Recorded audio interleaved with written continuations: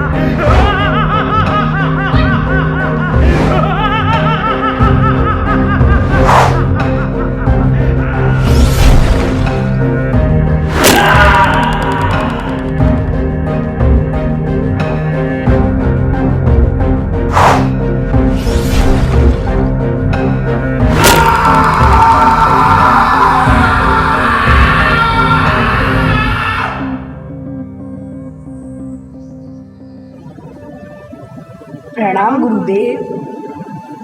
आओ राम, लक्ष्मण, जिस कार्य के लिए मैंने तुम दोनों भाइयों को यहाँ बुलाया था वो पूरा हो चुका है।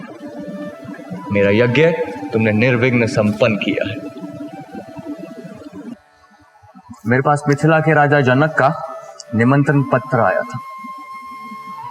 वह एक यज्ञ का अनुष्ठान कर रहे हैं और मैं चाहता हूं आप दोनों भी मेरे साथ वहां चले। जैसी आज्ञा गुरुदेव। तो जाओ, यात्रा की तैयारी करो। कल सूर्योदय के पूर्व ही हम यहां से निकलेंगे।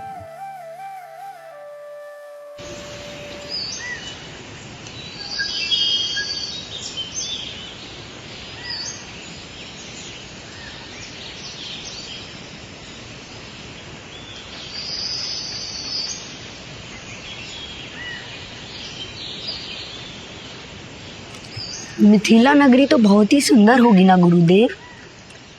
सुंदर तो है, पर उसकी सुंदरता में चार चांद लगाता है शिव जी का प्रतिष्ठित धनुष। भगवान शंकर का धनुष? हाँ लक्ष्मण, पूर्व काल में इसी धनुष से महादेव ने त्रिपुरासुर का वध किया था। कालांतर परशुराम ने इसे महाराजा जनक की पीढ़ियों को दे दिया। राम, क्या हुआ, तुम रुक क्यों गए? गुरुदेव, ये आश्रम किसका है जो इस अवस्था में है?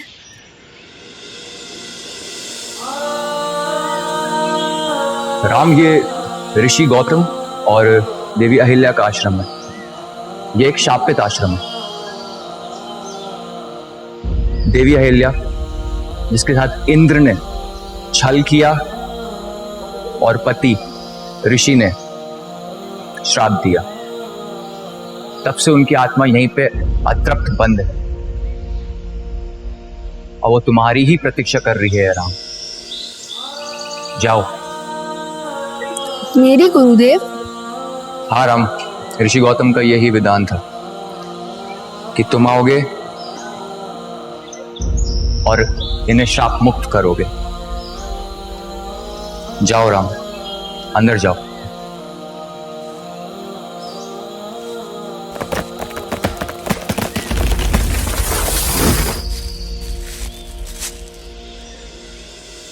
माता अहिल्या अब जिस रूप में यहाँ विद्यमान है, मेरी कामना है कि आप श्राप मुक्त होकर प्रकट हों।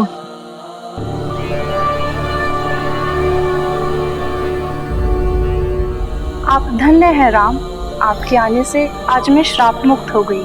आज आश्रम में विश्राम करके कल आगे की यात्रा करेंगे।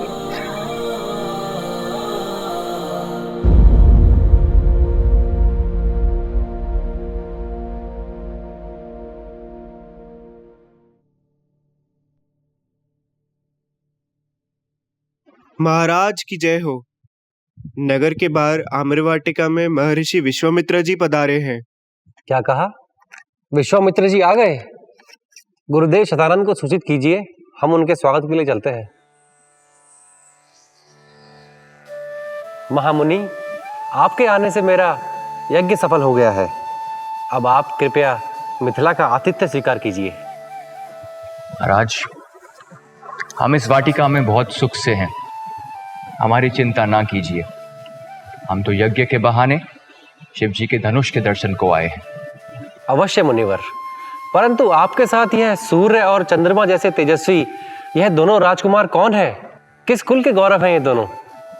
ये दोनों भाई हैं महाराज, अयोध्या नरेश दशरथ के पुत्र राम लक्ष्मण। मैं सिद्ध वाटिका में मेरे यज्ञ की रक्षा के लिए महाराज से इन्हें मांग के लाया था। पूरी यात्रा में अमित पराक्रम दिखा के इन्होंने ताड़का, सुबाहु, मारीच का वध किया और इस क्षेत्र को भय मुक्त किया है। मुझसे आपके पास रखे धनुष का वेतांत सुन ये लोग भी इच्छुक हुए, ये मेरे साथ आ गए। एक बार हम देख लेंगे, फिर ये लोग अपनी राजधानी को लौट जाएंगे।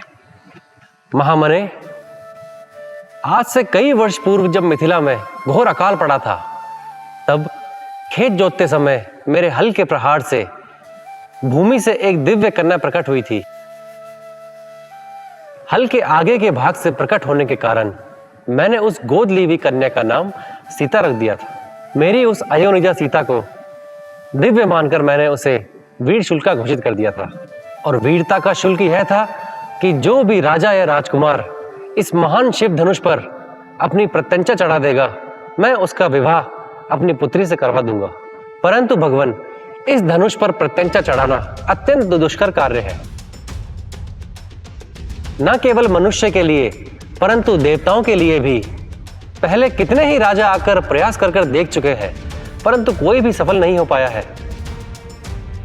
यदि दशरथ कुमार इस धनुष पर प्रत्यंचा चढ़ा दें तो निश्चय ही मैं अपनी पुत्री का विवाह उनसे करवा दूंगा।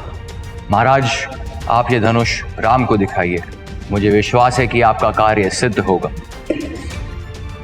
गुरुवर, यही है वह महेश्वर का दिव्य धनुष जिस पर आज तक कोई अपनी प्रत्यंचा नहीं चढ़ा पाया है। यदि गुरुदेव आज्ञा दे तो मैं प्रयास करूं। हाँ राम, ऐसा ही करो।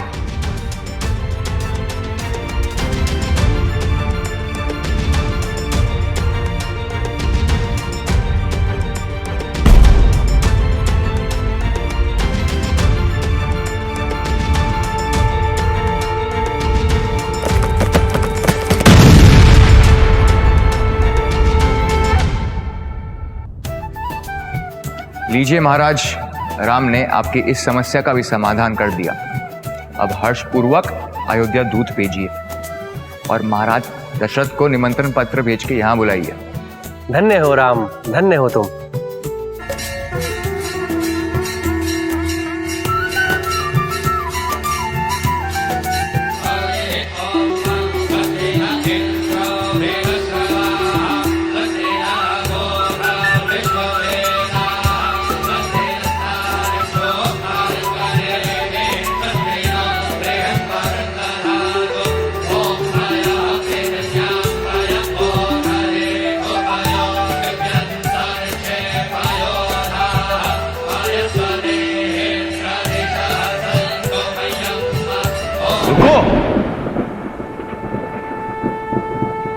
परशुराम जी, प्रणाम भगवान। ये कैसा उत्सव है? जहां शिव धनुष को भंग किया गया हो, वहां कोई उत्सव कैसे हो सकता है? प्रणाम ब्राह्मण देव, आपका अपराधी मैं हूँ। मुझसे ही प्रत्यंचा खींचते समय धनुष भंग हो गया था। असंभव! जिस शिव धनुष को देव, दानव, यक्ष, गंधर्व और सिद्ध भी नहीं उठाते, उस शिव धनुष को न केवल तुमने उठाया है बल्कि भंग भी किया है। ये कैसा परिहास है? और यदि ये सत्य है तो मैं तुम्हें युद्ध के लिए ललकारता हूं। युद्ध करो मुझसे बालक, युद्ध करो।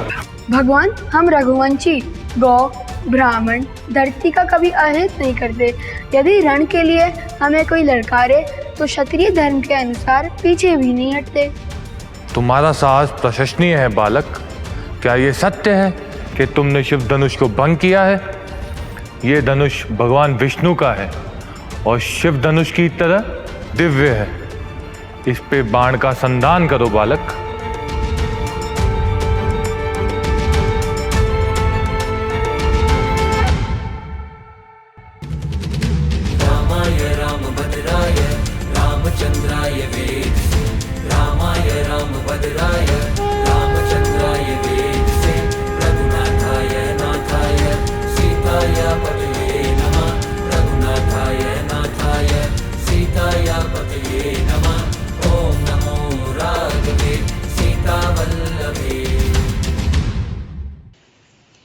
इस प्रकार राम और सीता के विवाह के साथ साथ लक्ष्मण का विवाह जनक की दूसरी पुत्री उर्मिला और भरत और शत्रुघ्न का विवाह जनक के अनुज संकाशा के राजा कुशध्वज की पुत्रियों मांडवी और श्रुतकीर्ति से संपन्न हुआ।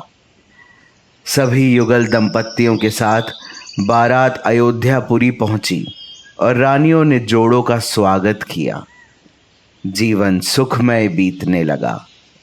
कुछ काल पश्चात एक दिन